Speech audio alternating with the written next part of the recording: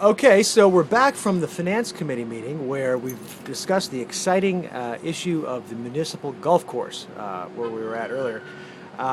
Bill, what happened? Could you kind of debrief folks, and then I'll ask you some questions that we received by Twitter. Sure. Well, over the last couple of years, city has thought about trying to reduce or eliminate the subsidy we have on our golf course. For those who don't know, we operate the municipal golf course over on Swananoa River Road, and it loses anywhere from, in a good year, 40, 50,000. I think last year about $140,000 we lost.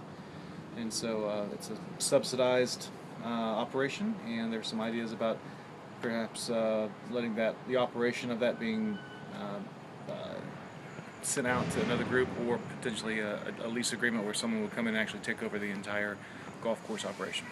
Roderick Simmons, director of Parks and Rec, gave a nice presentation about sort of the pros and cons of the city keeping it, the status quo, sort of them running it with, I guess, their city employees, Parks and Rec employees, or coming to some sort of agreement with a management company, presumably a golf course management company, to take over operations of the clubhouse and the maintenance. And I mean, what really goes into that? What are some of the things that the city does, or a leasing, another company could do?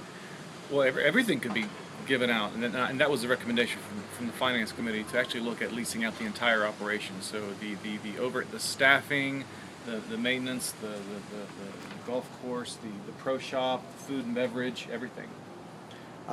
Cecil, Councilman Bothwell, asked a question which I thought was interesting. Why not just sort of give part of that responsibility up to a management company like the clubhouse, the food and beverage, that sort of thing?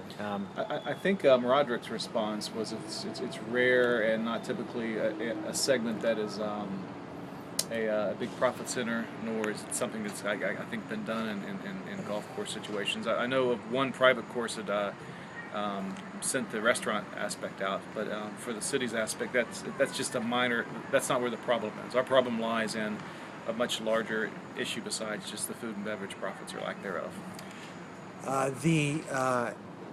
The question actually arises, I think, for a lot of folks who maybe aren't golfers, or maybe who haven't even been out to the course.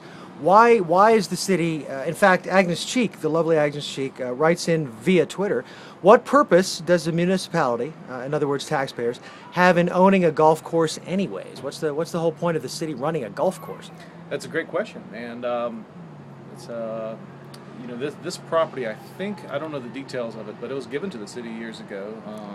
For those who don't know, I think I mentioned earlier that it was the first municipal golf course in the state of North Carolina. And perhaps it was given to the city with the stipulation that it needs to be ran as a golf course. So there might be some restrictions on why it still is operating that way. So deed restrictions like Pack Square Park kind of had. You can't just sell it. Yeah, because that's not how it was given. Yeah, that was a question at the end of the meeting.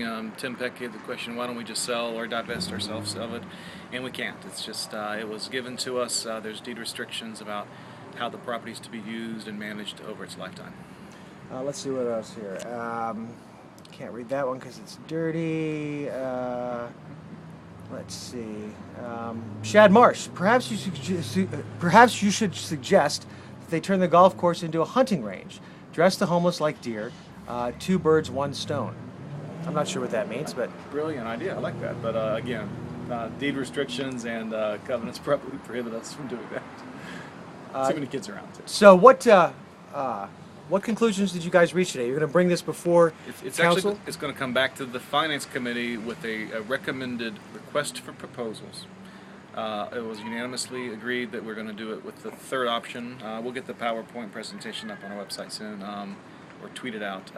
The third option was about doing a lease agreement where we basically turn over the entire operation of the golf course and submit this out to see if there's any people interested in pursuing that. And there might be a few more blanks to fill in that we will tweak out in our next Finance Committee meeting, probably the latter part of September, and then it'll go to full council probably October or November. I don't want to pin you down on any particular decision right now, but sure given I know I do, but given what you know, how would you like to see this thing go? I like the way it's going with basically getting out of our city's hands. I've talked with some folks from other municipalities, and Apparently, there are organizations out there that can run it a lot more efficiently. And just to go back to Agnes Cheek's question, this kind of would resolve that. What business does the city have? Well, we don't do a very good business running the golf course if we do it at a loss, and there are groups out there that can do it at a profit. You know, I think that's the route we need to go, and hopefully council will follow. So the next step is approval of the RFP, and then that goes to council. Yep. Upon finance committee's recommendation, and then it's voted on.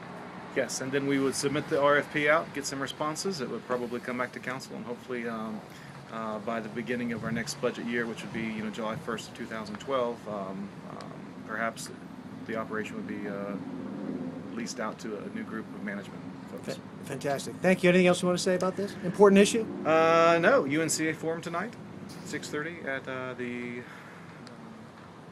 I forgot the location though. We'll figure that out. We'll figure it out. All right. Thanks, Bill. Talk to you soon. Bye. Bye.